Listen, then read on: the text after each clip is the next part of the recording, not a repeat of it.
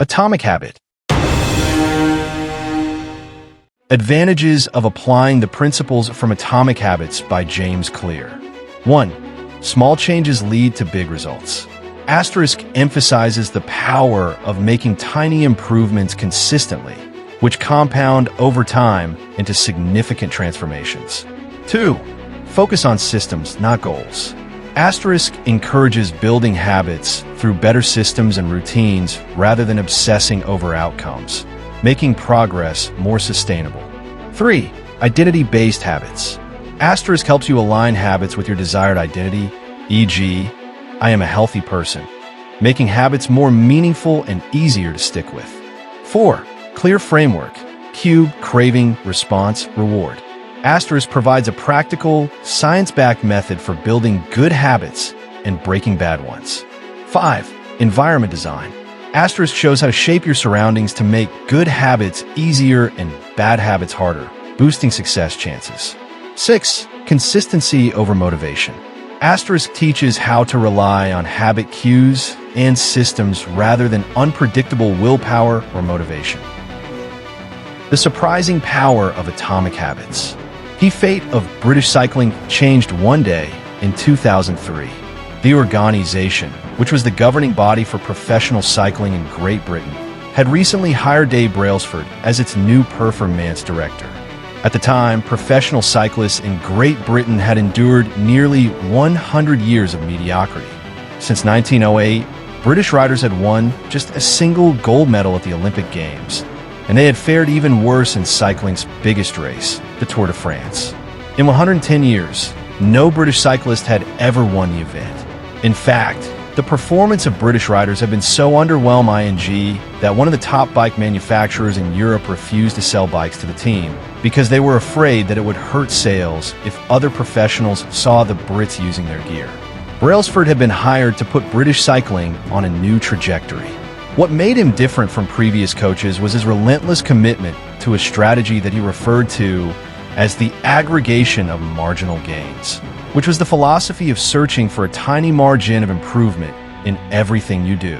Brailsford said the whole principle came from the idea that if you broke down everything you could think of that goes into riding a bike and then improve it by 1%, you'll get a significant increase when you put them all together. Brailsford and his coaches began by making small adjustments you might expect from a professional cycling team. They redesigned the bike seats to make them more comfortable and rubbed alcohol on the tires for a better grip. They asked riders to wear electrically heated overshorts to maintain ideal muscle temperature while riding and use biofeedback sensors to monitor how each athlete responded to a particular workout. The team tested various fabrics in a wind tunnel and had their outdoor riders switch to indoor racing suits, which proved to be lighter and more aerodynamic. But they didn't stop there. Brailsford and his team continued to find 1% improvements in overlooked and unexpected areas. They tested different types of massage gels to see which one led to the fastest muscle recovery. They hired a surgeon to teach each rider the best way to wash their hands to reduce the chances of catching a cold. They determined the type of pillow and mattress that led to the best night's sleep for each rider. They even painted the inside of the team truck white, which helped them spot little bits of dust that would normally slip by unnoticed, but could degrade the performance of the finely tuned bikes. As these and hundreds of other small improvements accumulated, the results came faster than anyone could have imagined.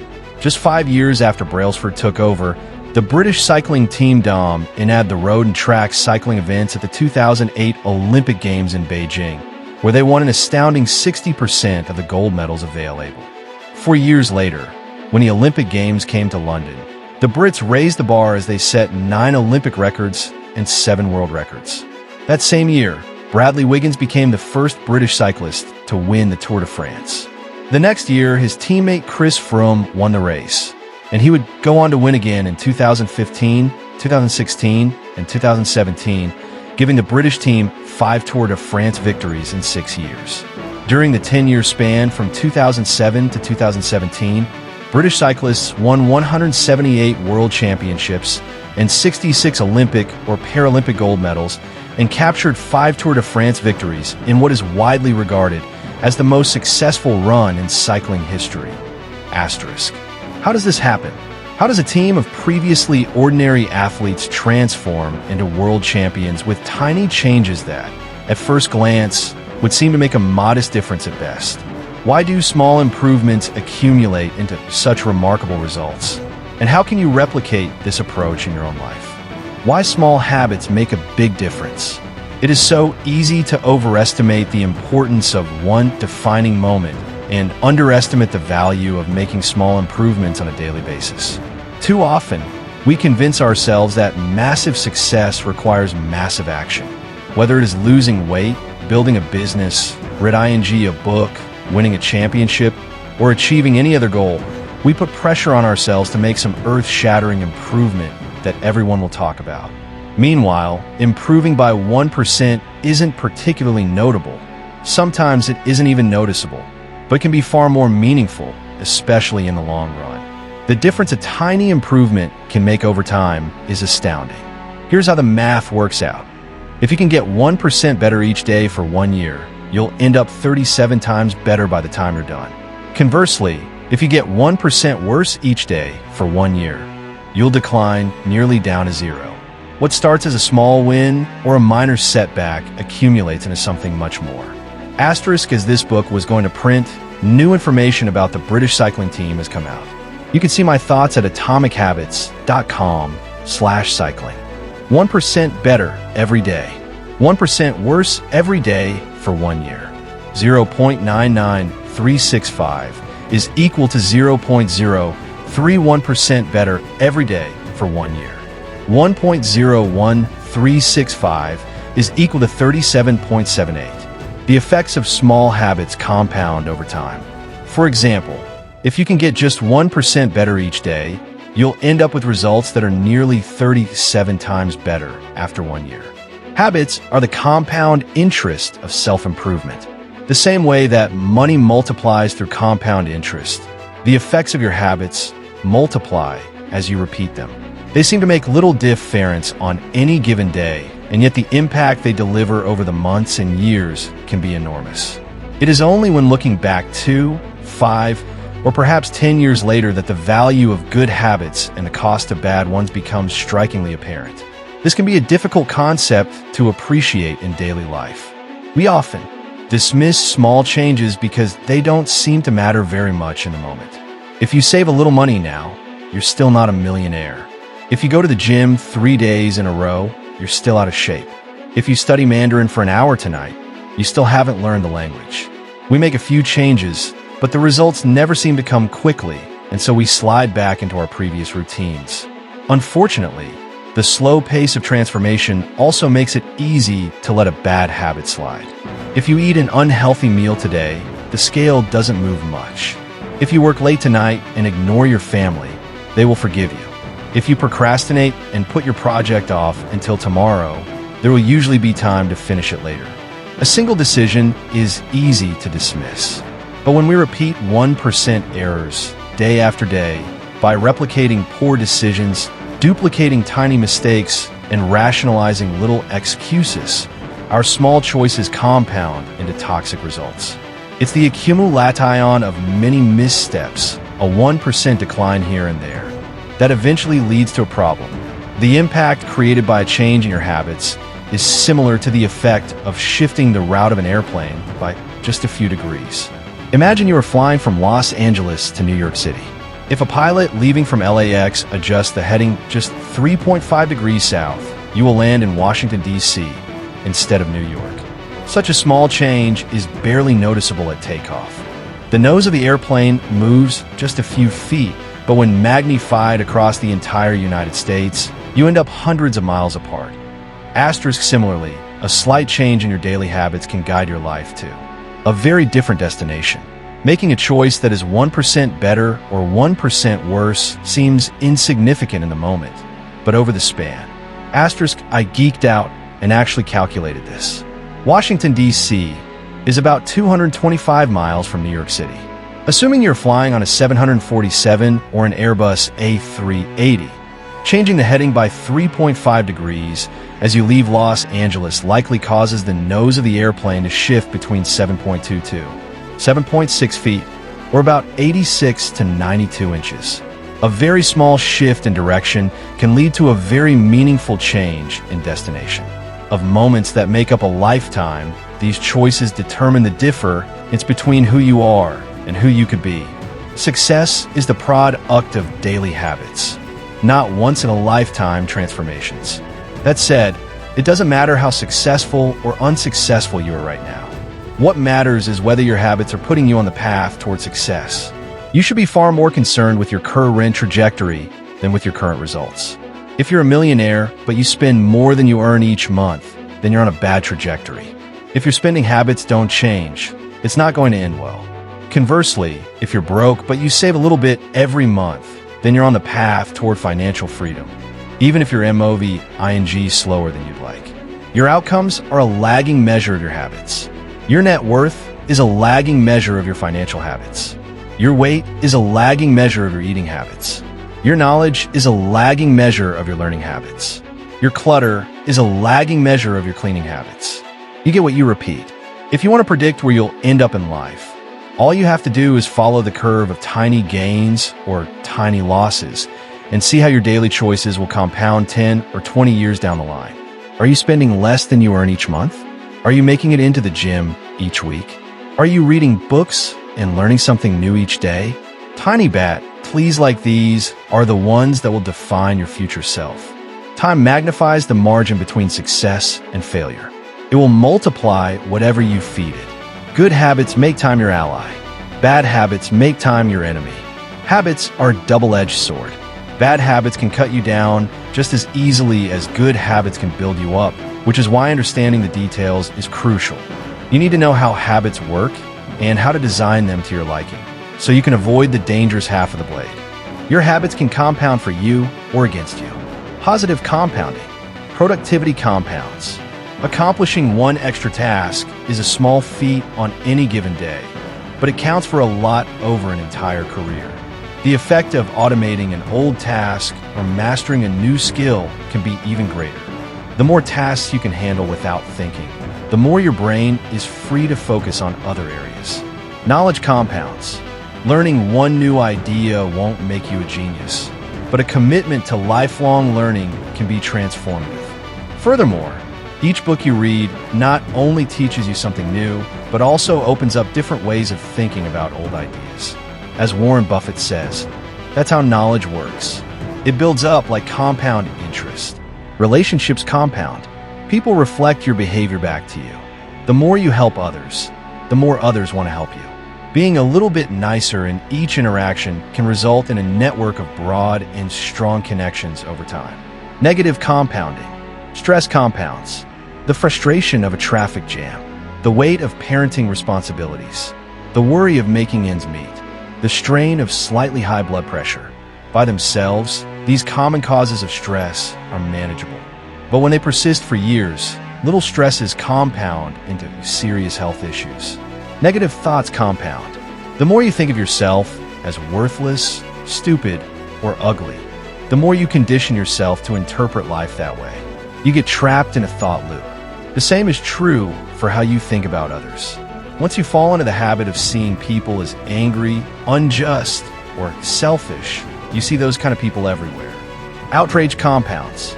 Riots, protests, and mass movements are rarely the result of a single event. Instead, a long series of microaggressions and daily aggravations slowly multiply until one event tips the scales and outrage spreads like wildfire. What progress is really like.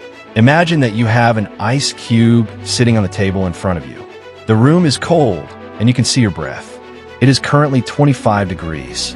Ever so slowly, the room begins to heat up. 26 degrees, 27, 28. The ice cube is still sitting on the table in front of you. 29 degrees, 30, 31.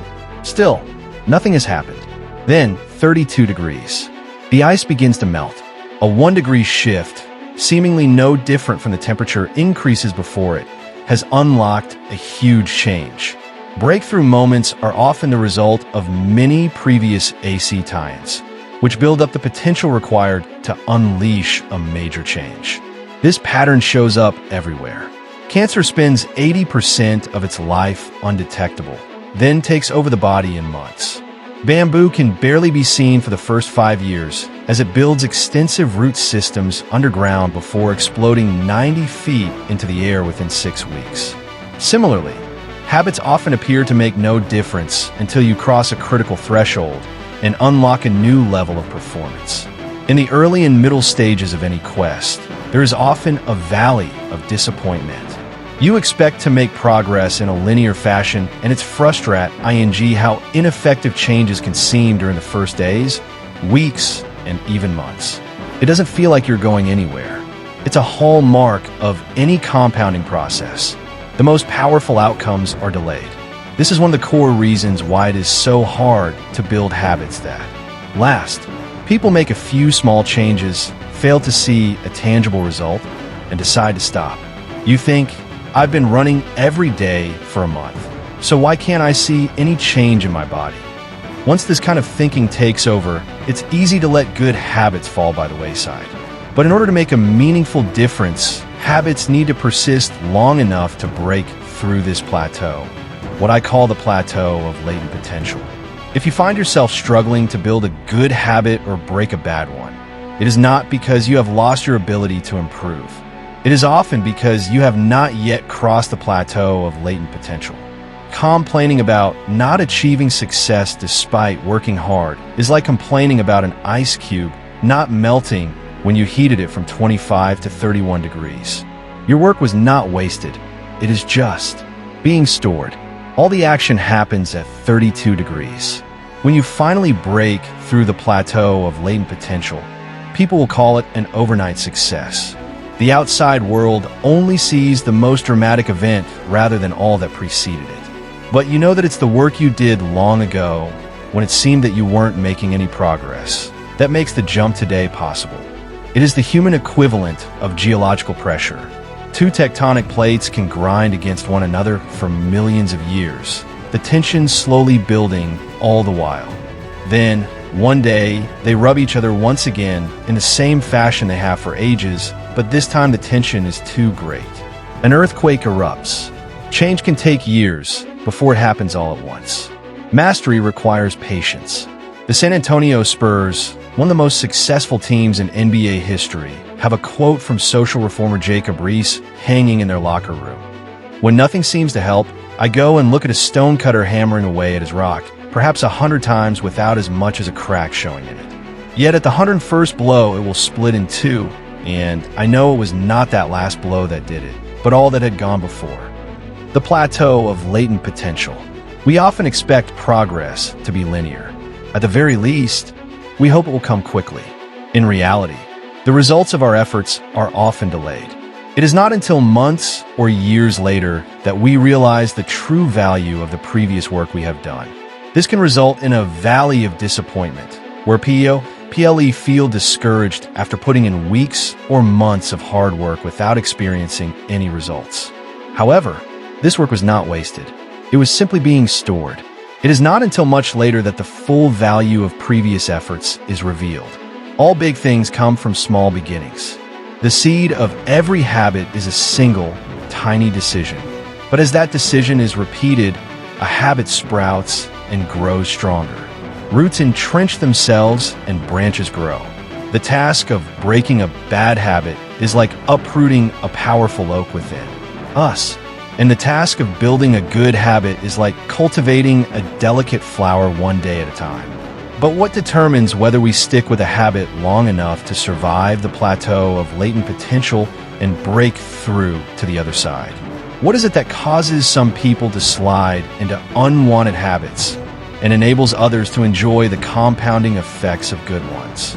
Forget about goals. Focus on systems instead. Prevailing wisdom claims that the best way to achieve what we want in life, getting into better shape, building a successful business, relaxing more and worrying less, spending more time with friends and family, is to set specific, actionable goals. For many years, this was how I approached my habits too. Each one was a goal to be reached. I set goals for the grades I wanted to get in school, for the weights I wanted to lift in the gym, for the profits I wanted to earn in business. I succeeded at a few, but I failed a lot of them. Eventually, I began to realize that my results had very little to do with the goals I set and nearly everything to do with the systems I followed. What's the difference between systems and goals? It's a distinction I first learned from Scott Adams, the cartoonist behind the Dilbert comic. Goals are about the results you want to achieve. Systems are about the processes that lead to those results. If you're a coach, your goal might be to win a championship. Your system is the way you recruit players, manage your assistant coaches, and conduct practice. If you're an entrepreneur, your goal might be to build $1 million business. Your system is how you test product ideas, hire employees, and run marketing campaigns. If you're a musician, your goal might be to play a new piece. Your system is how often you practice, how you break down and tackle difficult measures, and your method for receiving feedback from your instructor. Now for the interesting question. If you completely ignored your goals and focused only on your system, would you still succeed?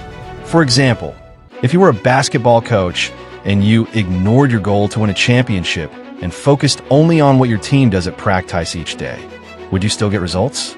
I think you would. The goal in any sport is to finish with the best score, but it would be ridiculous to spend the whole game staring at the scoreboard. The only way to actually win is to get better each day. In the words of three-time Super Bowl winner Bill Walsh, the score takes care of itself. The same is true for other areas of life. If you want better results, then forget about setting goals. Focus on your system instead. What I mean by this? Are goals completely useless? Of course not. Goals are good for setting a direction, but systems are best for making progress. A handful of problems arise when you spend too much time thinking about your goals and not enough time designing your systems. Problem number 1. Winners and losers have the same goals. Goal setting suffers from a serious case of survivorship bias. We concentrate on the people who end up winning, the survivors, and mistakenly assume that ambitious goals led to their success while overlooking all of the people who had the same objective but didn't succeed. Every Olympian wants to win a gold medal. Every candidate wants to get the job. And if successful and unsuccessful people share the same goals, then the goal cannot be what differentiates the winners from the losers. It wasn't the goal of winning the Tour de France that propelled the British cyclists to the top of the sport. Presumably, they had wanted to win the race every year before, just like every other professional team. The goal had always been there. It was only when they implemented a system of continuous small improvements that they achieved a different outcome. Problem number 2. Achieving a goal is only a momentary change. Imagine you have a messy room and you set a goal to clean it. If you summon the energy to tidy up, then you will have a clean room for now. But if you maintain the same sloppy, pack-rat habits that led to a messy room in the first place, soon you'll be looking at a new pile of clutter and hoping for another burst of motivation. You're left chasing the same outcome because you never changed the system behind it. You treated a symptom without addressing the cause. Achieving a goal only changes your life for the moment. That's the counterintuitive thing about improvement. We think we need to change our results, but the results are not the problem. What we really need to change are the systems that cause those results. When you solve problems at the results level, you only solve them temporarily. In order to improve for good, you need to solve problems at the systems level. Fix the inputs, and the outputs will fix themselves. Problem number 3. Goals restrict your happiness. The implicit assumption behind any goal is this: once I reach my goal, then I'll be happy. The problem with a goals-first mentality is that you're continually putting happiness off until the next milestone. I've slipped into this trap so many times I've lost count. For years, happiness was always something for my future self to enjoy. I promised myself that once I gained 20 pounds of muscle, or after my boosyness was featured in the New York Times, then I could finally relax. Furthermore, goals create an either-or conflict. Either you achieve your goal and are successful, or you fail and you're a disappointment. You mentally box yourself into a narrow version of happiness. This is misguided. It is unlikely that your actual path through life will match the exact journey you had in mind when you set out. It makes no sense to restrict your satisfaction to one scenario when there are many paths to success. A systems-first mentality provides the antidote. When you fall in love with the process rather than the product, you don't have to wait to give yourself permission to be happy. You can be satisfied anytime your system is running. And a system can be successful in many different forms, not just the one you first envisioned. Problem number 4. Goals are at odds with long-term progress. Finally, a goal-oriented mindset can create a yo-yo effect. Many runners work hard for months, but as soon as they cross the finish line, they stop training. The race is no longer there to motivate them. When all of your hard work is focused on a particular goal, what is left to push you forward after you achieve it? This is why many people find themselves reverting to their old habits after accomplishing a goal. The purpose of setting goals is to win the game. The purpose of building systems is to continue playing the game. True long-term thinking is goal-less thinking. It's not about any single accomplishment. It is about the cycle of endless refinement and continuous improvement. Ultimately, it is your commitment to the process that will determine your progress. A system of atomic habits. If you're having trouble changing your habits, the problem isn't you. The problem is your system. Bad habits repeat themselves again and again, not because you don't want to change, but because you have the wrong system for change. You do not rise to the level of your goals. You fall to the level of your systems. Focusing on the overall system, rather than a single goal, is one of the core themes of this book. It is also one of the deeper meanings behind the word atomic. By now, you've probably realized that an atomic habit refers to a tiny change, a marginal gain, a 1% improvement. But atomic habits are not just any old habits, however small. They're little habits that are part of a larger system. Just as atoms are the building blocks of molecules, atomic habits are the building blocks of remarkable results. Habits are like the atoms of our lives. Each one is a fundamental unit that contributes to your overall improvement. At first, these tiny routines seem insignificant, but soon they build on each other and fuel bigger wins that multiply to a degree that far outweighs the cost of their initial investment. They are both small and mighty. This is the meaning of the phrase atomic habits, a regular practice or routine that is not only small and easy to do, but also the source of incredible power, a component of the system of compound growth. Chapter summary. Habits are the compound interest of self-improvement. Getting 1% better every day counts for a lot in the long run. Habits are a double-edged sword. They can work for you or against you, which is why understanding the details is essential. Small changes often appear to make no difference until you cross a critical threshold. The most powerful outcomes of any compounding process are delayed. You need to be patient. An atomic habit is a little habit that is part of a larger system. Just as atoms are the building blocks of molecules, atomic habits are the building blocks of remarkable results. If you want better results, then forget about setting goals. Focus on your system instead. You do not rise to the level of your goals. You fall to the level of your systems.